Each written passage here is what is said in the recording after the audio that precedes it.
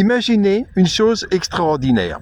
En 2015, après l'attaque du Bataclan par Daesh, imaginez une conférence de presse à Berlin où un ministre du gouvernement allemand lira un communiqué des terroristes de Daesh se plaignant du comportement des policiers et des militaires français.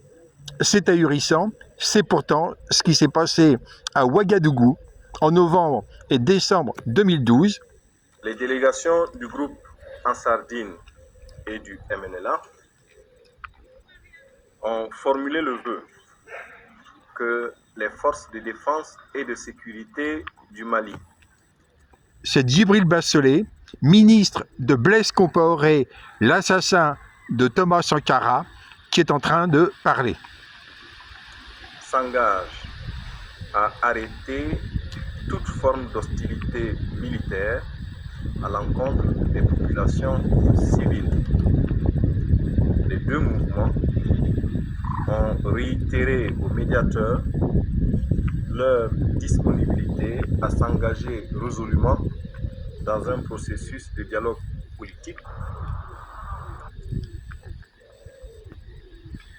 Cette situation absolument extraordinaire où un ministre d'un gouvernement africain lit un communiqué de deux groupes terroristes révèle qu'en réalité, le complot terroriste organisé depuis l'Élysée, par Sarkozy, depuis le Quai d'Orsay, par Alain Juppé, se réunissant avec les terroristes MNLA, dont on voit le chef Bilal Aga Chérif sur la droite de l'image, ce complot terroriste fonctionne d'une façon dépourvue de toute retenue, de toute apparence de normalité.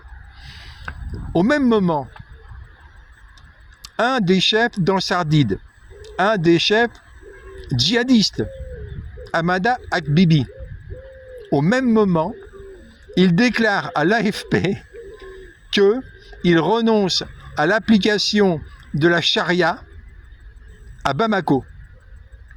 C'est-à-dire que un des chefs terroristes en Sardine qu'on voit sur l'image, à gauche, son adjoint Bilal Al-Chérif est en train de couper des mains à Kidal, mais annonce qu'il renonce à en couper à Bamako.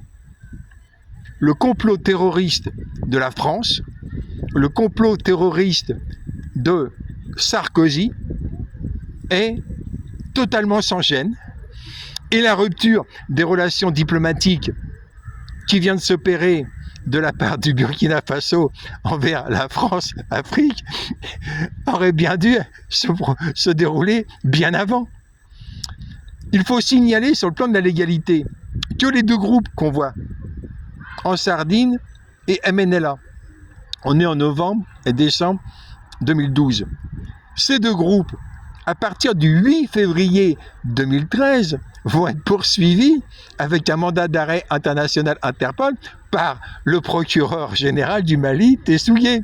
Ce sont donc des individus qui, face à un procureur honnête, il y en a très très peu dans ces pays-là et il y en a très très peu en France, ces gens poursuivis par un procureur honnête sont tranquillement installés à Ouagadougou en train de continuer à organiser leur complot terroriste et pire encore, en train de se plaindre du comportement de l'armée malienne qui est obligée de résister à l'attaque de ces terroristes des 17 et 18 janvier 2012.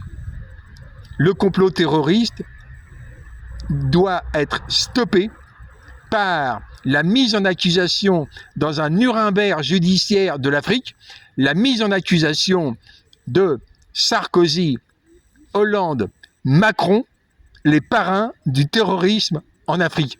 Ces gens-là devront être extradés, devront être convoqués à Bamako et à Ouagadougou pour répondre de leurs crimes. Dans la fournée, on inclura Christophe Gomard, mais lui aura sans doute été convoqué précédemment en Libye pour répondre de ses crimes en Libye, puisqu'il a envoyé le commando Hubert accompagné la brigade des martyrs du 17 février, c'est-à-dire Al-Qaïda, pour zigouiller Kadhafi. Tous ces gens devraient être en prison depuis très longtemps, sauf que pour la France, il va falloir une révolution pour interpeller cette bande de voyous et les envoyer à leurs victimes, c'est-à-dire au Mali et au Burkina Faso. Thomas Sankara est avec nous, CDR en avant.